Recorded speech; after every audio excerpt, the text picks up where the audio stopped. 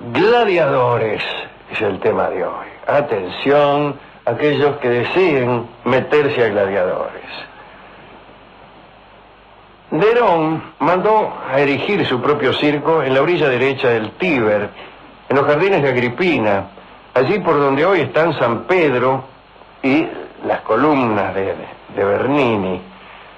Esta obra era de menores dimensiones que el Circo Máximo, que estaba por ahí cerca también, y se levantó porque el Circo Máximo solo servía para las carreras de carros. El Circo Máximo era un hipódromo y tenía una gran capacidad, probablemente 200.000 espectadores, pero no servía para las luchas y para pelear con las fieras y para que las fieras ingirieran a las personas, porque tal como sucede con los hipódromos, tenía una gran extensión para permitir que los carros dieran vueltas una y otra vez, y no tenían la forma de una arena, que fue clásica en los circos posteriores. El Coliseo que hoy conocemos todavía no estaba construido, porque me parece que lo construyó Vespasiano después. Pero bueno, este estadio permitía que se celebraran los combates de gladiadores, que era el entretenimiento predilecto en la antigua Roma. No es posible reconstruir con exactitud ese edificio porque al final lo utilizaron como cantera, como sucedió con casi todos los edificios de la antigua Roma, y ya medio se olvidaron dónde lo habían puesto, ¿no? Hoy no quedan ni los cimientos. Casi todo se usó como material de construcción para las diversas ampliaciones de la iglesia de San Pedro. Desde los días de la República, en Roma, los criminales no eran ejecutados. Esto digo como antecedente del oficio de gladiador. Los criminales no eran ejecutados, sino condenados a luchar con las fieras o con los gladiadores. Si lograban sobrevivir, obtenían su libertad. Si morían, como si se tratara de una ordalía, se consideraba un justo castigo. Los antecesores de Nerón, ya terminada la República, los emperadores anteriores a Nerón, Claudio y Calígula, auspiciaron, en realidad Calígula y Claudio, ¿no?, auspiciaron las luchas. Cuentan que Calígula hizo arrojar a la arena a un espectador que había concurrido a los juegos ataviado con un manto demasiado distinguido de púrpura que atraía todas las miradas. Entonces a Calígula le dio bronca y lo arrojó a la arena para que peleara con los gladiadores, y aquel petimetre, aquel lechuguino, encontró una muerte miserable. Escio Próculo, que era hijo de un oficial y un famoso galán, también se ganó los celos de Calígula. Fue expulsado de la tribuna y debió primero pelear con un gladiador tracio, los más clásicos, ¿no?, y luego con un griego que estaba provisto de muchísimas armas.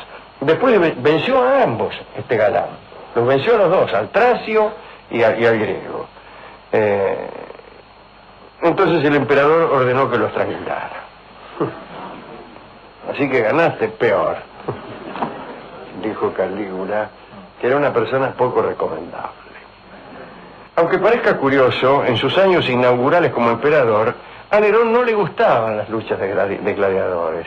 Al principio trató de suplantar los combates por otros, acaso más grandilocuentes, pero también fingidos, eran combates de mentiras. Cuentan que en un estanque lleno de animales marinos y de agua, desde luego, ofreció el simulacro de una batalla naval. Otra atracción fue el combate a espada entre 400 senadores y 600 nobles romanos. Claro, usted dirá, ¿que era en serio? No, estaba todo ensayado.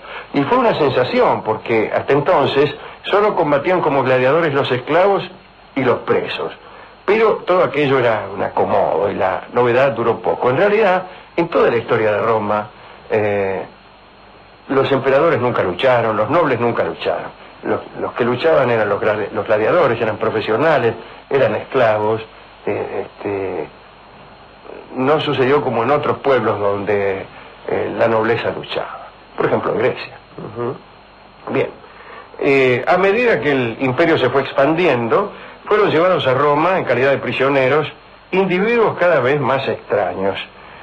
Usted podía encontrar en la arena, Rolón, pelirrojos de Britania y Galia, rubios del Rin, morenos de Mauritania, negros del interior del África, hombres de cobre de Singapur. Agrego yo, y es mentira, nunca hubo un hombre de Singapur en el circo romano. En la época de Nerón incluso se organizaron por primera vez luchas entre mujeres. Ah, qué lindo. Con la exclamación Ave César, los que van a morir te saludan, los gladiadores entraban en la arena. Cuando uno caía finado, se abría una puerta en uno de los costados de la arena y un esclavo entraba a todo lo que da. Le ponía un hierro caliente, un hierro candente en realidad, sobre el cuerpo del desplomado para cerciorarse de que el gladiador no se hacía el muerto. Porque había algunos que, viendo que les iba mal, se hacían los mortadela, pensando que finalizada la lucha iban a poder escurrirse por alguna puerta lateral cuando terminara el público de prestarle atención. Pero no, cuando caías en tierra y ponías cara de muerto, es una clásica expresión del teatro y también de las luchas, entonces venía este funcionario con un hierro candente y te lo ponía. Entonces, aquellos que no tenían bien ensayado su papel de muertos, inmediatamente decían lo siguiente: ¡ay! Y ahí es cuando todos decían: ¡no está muerto!, gritaban todos, y procedían a decapitarlo. Toda vez que una vez separada la cabeza del tronco de una persona, resulta muy difícil que la muerte sea fingida. En tiempos de Nerón había en Roma 2.000 gladiadores. Recibían las armas en el momento del combate y después las tenían que devolver. Se los trataba con dureza, pero no les faltaba comida, ¿no?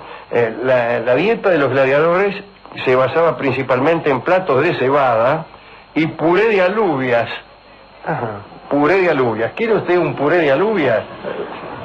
Bueno, sí, como sí, no. Es una especie de fainá. ¿Qué será eso? Claro. Un poroto.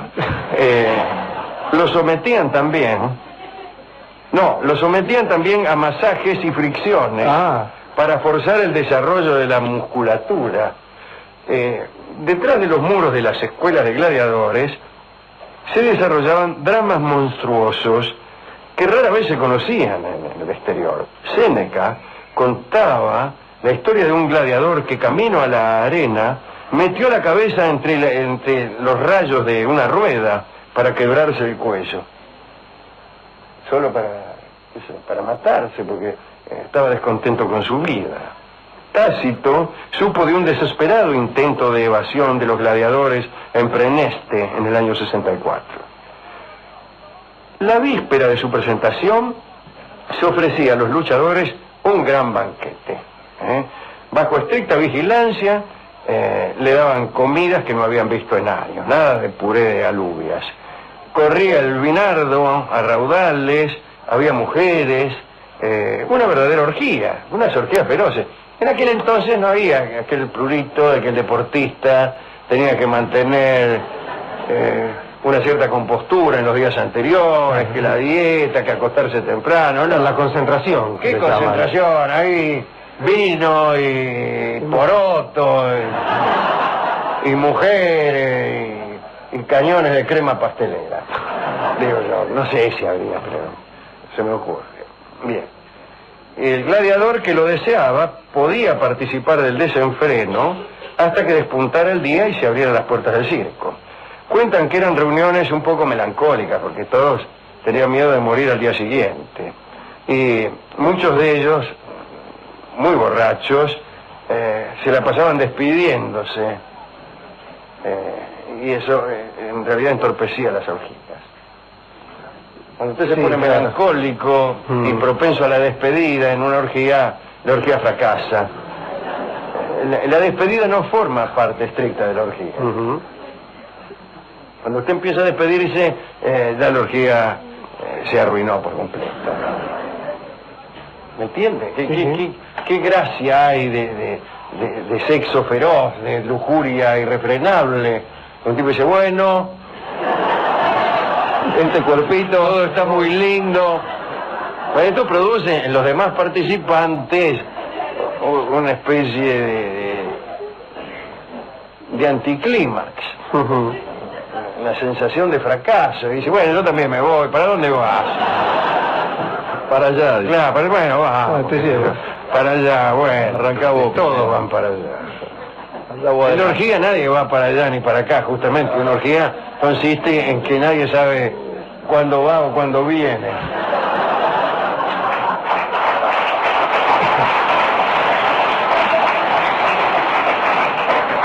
Bueno, y enseguida empezaba la lucha. Llamo la atención sobre la lucha con fieras, que era una particular variedad de los combates de gladiadores, ¿no? Se dice que Marco Fulvio Nobilior, el vencedor de los etolios, organizó en Roma en el año 181 a.C. el primer espectáculo con fieras. Al comienzo era un espectáculo inocente, mostraban ahí unos lagartos, pero luego degeneró. Al regresar de tierras lejanas, los romanos traían animales exóticos como testimonio de sus hazañas. Llegaban con leones, osos, panteras, cocodrilos. Al principio los exhibían en jaulas, pero bien pronto fueron integrados a los juegos circenses y los gladiadores debieron enfrentarlos. ¿Qué mostrarlo en la jaula? Vamos a pelear contra el oso. Augusto dicen que hizo masacrar en un total de 26 funciones 3.500 animales. No existían entonces reclamos ecológicos. Cuentan que incluso los cartagineses, los libios y los egipcios, los africanos en general, auspiciaban las capturas de las fieras para cultivar sus campos con menor riesgo. Había en ese entonces en el África muchas fieras, entonces vos estabas cultivando porotos, por ejemplo, o agachado cosechando papas, y venía por detrás, digamos, un tigre, y te comía. Esto producía un gran menoscabo en la agricultura. La ingestión de agricultores por parte de las fieras. Contemos, para cerrar este informe, que con la participación de las fieras en la arena se produjo un error, un descuido. Sucede que algunos gladiadores aprendían a amaestrar a las fieras. Entonces cuando se enfrentaban con ellas, las obligaban a ir a menos. Como quiera que sea, también se utilizaban las fieras amaestradas para algunos actos pomposos. Por ejemplo, Marco Antonio se lució en compañía de la actriz Citeris en un carro tirado por leones. Ese es un sulky, ¿eh? Imagina un sulky con 2 leones. Algunos conseguían que los toros se pararan en 2 patas. Ah, eso no lo he visto nunca. Y bueno, que los elefantes se arrodillaran ante el emperador, eso sí. Sí, el elefante es de arrodillar. El elefante se arrodilla, yo eso he visto, pero toros paraban 2 patas, no más. Mire que en las corridas de toros, ¿qué les costaría? Sí, claro. Hacer parar al toro en 2 patas. Pero yo no he visto nunca. Para mí es mentira. Caballo sí, pero toro El caballo sí se para en 2 patas, pero el toro no. Animales que no se paran en 2 patas. A ver. La serpiente.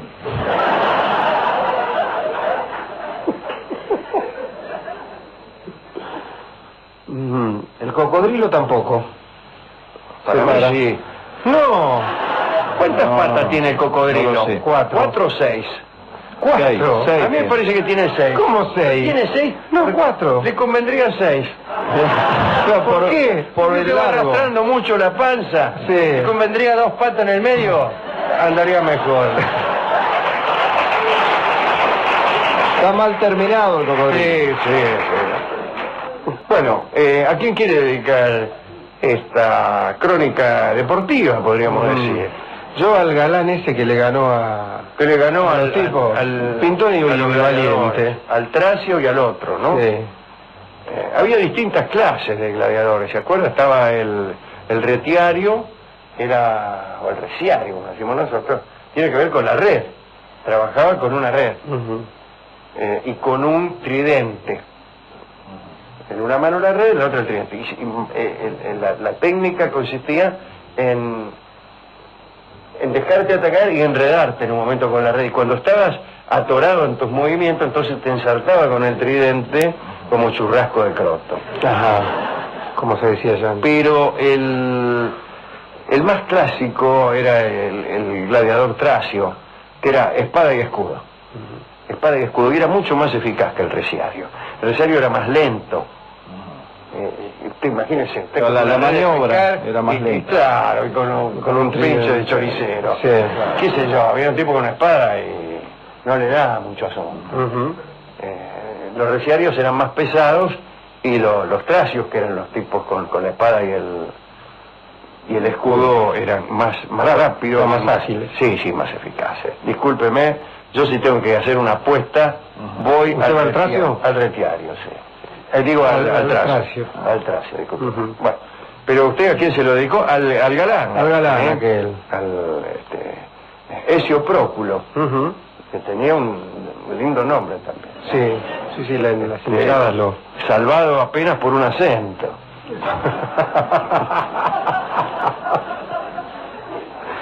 Bien. Hemos resuelto